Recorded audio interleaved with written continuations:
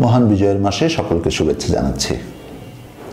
মহান মুক্তিযুদ্ধের একটি অন্যতম প্রেরণা ছিল বাংলাদেশের সকল মানুষ খেতে পাবে, বাংলাদেশের সকল মানুষের অপুষ্টিহীনতা থাকবে না, বাংলাদেশের সকল মানুষ নিরাপদ খাবার খেতে পারবে এবং আমাদের সকলেই পুষ্টিকর খাবার পাবে, যাতে করে আমরা একটি উন্নত জাতি হিসেবে বিশ্বের বুকে মাথা তুলে দাঁড়াতে পারব।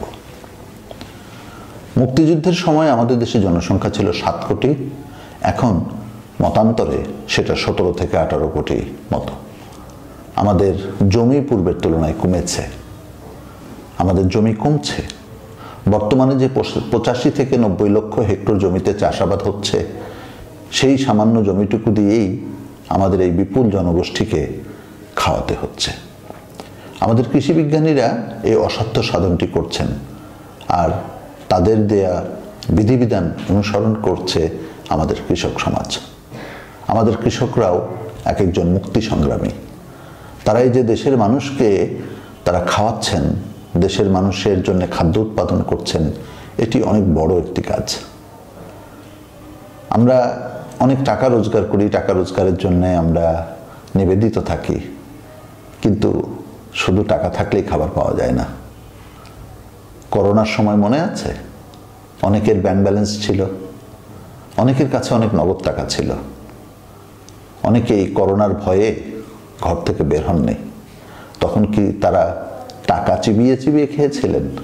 না, তখনও ওষুধের পাশাপাশি মানুষের যেটা সবচাইতে প্রয়োজন ছিল সেটি হচ্ছে খাবার। বাংলাদেশের কথাই ভাবুন, আমাদের দেশেও প্রায় সকল সেক্টর করোনায় বন্ধ হয়ে গিয়েছিল। শুধু বন্ধ হয়নি কারা? বাংলার মেহনতি কৃষক সমাজ। জীবনের ঝুঁকি নিয়ে তারা জমিতে ছুটে গেছেন, জীবনের মায়া তুচ্ছ করে নিজেদের জন্য এবং অন্য সকলের জন্য তারা কৃষি উৎপাদন অব্যাহত রেখেছিলেন।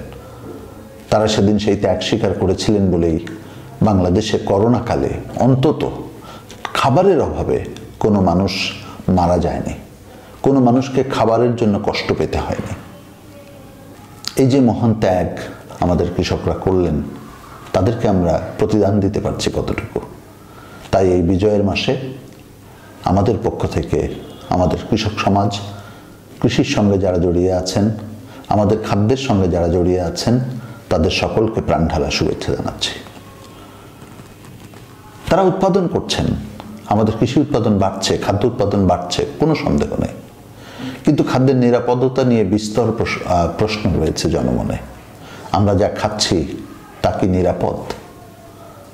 বিশেষ করে আমাদের যে খোলা খাবার, আমাদের ছোট ছোট রেস্টুরেন্টগুলোতে, ছোট ছোট হোটেলগুলোতে, খাবারের দোকানগুলোতে যে খাবার বিক্রি হয়, সেটা কতখানি নিরাপদ? আমরা কি তাদের কথা ভাবছি, যারা ওই ছোট ছোট দোকানে গিয়ে খাবারগুলো খাচ্ছেন? আপনি ঢাকা মহানগরের কথা চিন্তা করুন।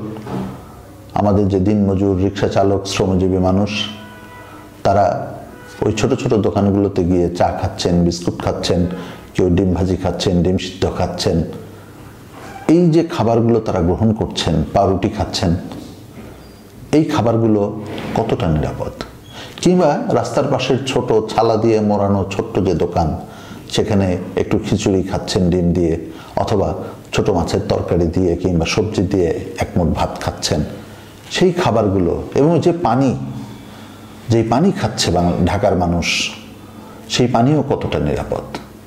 এরকম অসংখ্য বিষয় রয়েছে, যে বিষয়গুলো নিয়ে আমাদের ভাবতে হবে, যে বিষয়গুলো নিয়ে আমাদের চিন্তা করতে হবে।